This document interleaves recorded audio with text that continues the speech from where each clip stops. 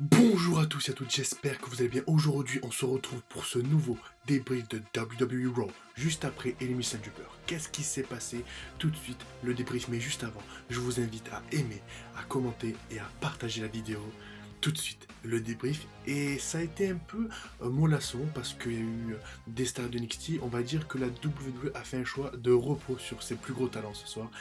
Pas beaucoup de Seth Rollins, donc pas beaucoup de grandes superstars, pas beaucoup de grosses bagarres entre pensionnaires de Raw. Tout de suite, on expliquera ça au débrief. Vous avez remarqué que le décor derrière n'est pas le même que d'habitude, je ne suis pas chez moi aujourd'hui. Pareil pour SmackDown, vu que je vais enchaîner les deux vidéos aujourd'hui, on est mercredi et j'ai pas pu faire la vidéo hier, j'en suis désolé, la publier pardon, donc elle sera publiée le mercredi et le jeudi pour SmackDown. Donc on essaye de meubler comme on peut tout de suite, le débrief et je m'en excuse. Dites-le moi si la qualité est mauvaise parce que là, je suis prêt à assumer les critiques. On compose tout de suite avec Triple H qui ouvre cet épisode et revient sur les prouesses de Sasha Banks et Bayley qui sont devenues les premières championnes par équipe de la WWE. Il parle aussi de Finn Balor qui est devenu champion intercontinental et de la prouesse magistrale de Kofi Kingston. Et il parle aussi de Becky Lynch qui dit que malgré son arrestation de la police, bref, si elle recommence, etc., il dit que c'est cool, c'était vraiment cool, donc on comprend pas, il turn, face turn, toutes les semaines, Triple H change de chemise comme de culotte, comme d'avis, et donc voilà, et il fait cette annonce forte, il parle de l'introduction au Hall of Fame de toute l'équipe au complète de la D-Generation X, Six Pack, Shawn Michaels, Triple H, Billy Gunn et la 9e merveille du monde, Chyna, qui nous a quittés. Paix à son âme. Donc voilà, mais il est surtout là pour présenter la nouveauté de cette soirée. Des superstars de NXT viennent envahir au Raw pour ce soir. Donc juste après cette annonce forte, Johnny Gargano, Tommaso Ciampa, Aleister Black et Ricochet feront leur apparition ce soir. Et des talents qui sont là pour faire reposer les autres. Parce que, comme je l'ai dit, c'est un rôle de transition, WrestleMania c'est encore très loin, il faut préserver les talents qui sont là jour après jour. Donc on amène un peu de fraîcheur, on amène NXT, et juste après, pour commencer cet épisode, Braun Strowman et Baron Corbin s'affrontent à nouveau ce soir, encore et encore et encore depuis 2, 3, 4 mois presque, et dans un match à table cette fois-là, et c'est Braun Strowman qui bat Baron Corbin en le faisant passer à travers une table. Donc il faut clore tout ça, moi c'est bon, ça m'a fatigué. Donc voilà pour ce premier segment et ce premier match de WWE Raw. À la grande surprise générale, Brock Lesnar n'était pas ce soir à Raw une énième fois et c'était son avocat Paul Heyman qui a présenté les prouesses et la carrière du jeune Brock Lesnar qui a commencé dans les champs, puis est devenu lutteur, puis a signé à la WWE devenant le plus jeune champion poids lourd avant Randy Orton, puis s'est attaqué à un nouveau challenge avec l'UFC, puis est revenu à la WWE pour encore conquérir, détruire et battre la streak de l'Undertaker, battre John Cena, battre toutes les faces que ressemble et rassemble la WWE. Donc voilà pour ce segment, juste pour meubler ce Raw qui était un peu mollasson. Juste après on retrouve Lio Rush qui fait son entrée et attaque Balor qui était avant sur le ring, qui est suivi par Bobby Lashley, qui est apparemment plus fâché avec son protégé. Donc je comprends pas trop, oui parce que la suite était un peu abstraite, mais là c'est là encore plus. Donc voilà, Balor est en infériorité numérique, mais Ricochet arrive et c'est là qu'il y aura ce match entre Finn Balor et Ricochet, contre Bobby Lashley et Lio Rush. Tout simplement, Ricochet, Finn Balor gagne par tomber avec son 450 splash de Ricochet sur Lio Rush. Drew McIntyre va voir Triple H juste après pour lui dire qu'il veut affronter Seth Rollins et qu'il veut le main event de WrestleMania. Lui, il est vraiment culotté, un coup il est bon, un coup pas bon, et là il arrive de nulle part. Je veux le main event de WrestleMania. Passe ton chemin. Dean Ambrose arrive et lui met une claque parce que, parce que pourquoi pas. Voilà, c'est pour le plaisir. Triple H lui propose alors d'affronter Ambrose, chose qu'il accepte. Donc voilà, pour cette deuxième partie assez excitante, peut-être mettre... C'est bizarre, Dean Ambrose, vous trouvez pas? Est-ce que c'est un work? Est-ce que c'est un scénario? Dites-moi le en commentaire parce que j'aimerais avoir votre avis là-dessus sur Dean Ambrose à la WWE. Partira pas? Grande question. Le match qui n'a servi à rien, le match inutile de la soirée, c'était Grand Metalik et Lince Dorado qui ont battu les Major Brothers, Zack Ryder et Kurt Hawkins. Donc on passe directement. Les champions par équipe de Raw ont déjà perdu aussi. Les Revival, je ne parle pas de la Boss and Hug Connection, mais bien de l'autre partie masculine qui est nulle.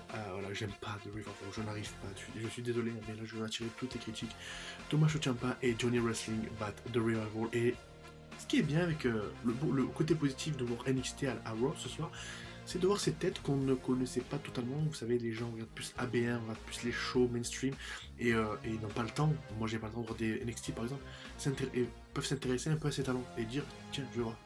voir ce qui se passe de NXT. Donc c'est de la promo et aussi donner du repos au roster de Raw. Donc voilà, le champion NXT et le champion nord-américain Johnny Wrestling gagne de Raw par tombée donc à la clean pour des heels, ça aussi c'est assez intéressant. Et voilà, juste après, la Boss and Hug Connection vient de célébrer leur victoire en tant que championne par équipe de la WWE. Donc je passe vite fait l'épisode NXT. Elles sont fières, elles comptent bien, mais Tamina et Nia Jax sont là pour gâcher la fête. Donc du coup, c'est tellement pas convaincant, Nia Jax et Tamina, qu'il faut stopper et essayer d'autres choses. Donc voilà pour cette parenthèse un peu choc. Aujourd'hui je suis un peu méchant. Je suis un peu méchant avec Solo, pas avec Solo, mais plus avec les talents que j'aime pas trop, que je commence à me sortir par la tête, parce que Nia Jax c'est bon, c'est une overdose. Juste après cette parenthèse féminine, on retrouve Seth Rollins et Paul Heyman qui parlent. Donc j'ai pas envie d'en parler plus parce que c'est pareil, c'est du blablabla, sans que Brock Lesnar soit là. Et vivement à la fin parce que t'as pas de champion, t'as pas de show. Et si t'as pas de show, Raw est très amputé à cause du championnat universel. Quand il y a eu Roman Reigns, ça allait un peu mieux et juste après ça a été chiant par le booking. C'est vrai que c'est dur, hein. C'est vrai que c'est dur sans champion. Donc voilà, Dean Ambrose, on dirait qu'il perd la tête parce qu'il vient reparler à Seth Rollins. Là aussi, c'est donc Elias arrive et Aleister Black, un autre talent de NXT, arrive et bat Elias pour son premier match à Raw. Donc là c'est un carton plein pour NXT avec 3 victoires déjà, je crois, c'est ça. Bah oui, 3 victoires. Donc 3 victoires pour les 4 hommes. Donc 100% de victoire ce soir à Raw. On verra bien ce qui se passe à SmackDown, on en parlera demain. Donc voilà du côté de NXT et Raw ce soir. Donc on passe tout de suite avec Ruby Riott qui se rattrape, mais n'a pas gagné son match contre Ronda Rousey, qui a plus tenu pour ce match parce qu'il était moins teasé. Et comme je l'ai dit, mettre ce match Ronda Rousey et Ruby Riott en sachant qui allait gagner obligatoirement, il fallait expédier le match pour pas que les gens s'ennuient ou alors s'attendre à quelque chose de ouf comme Kofi Kingston par exemple.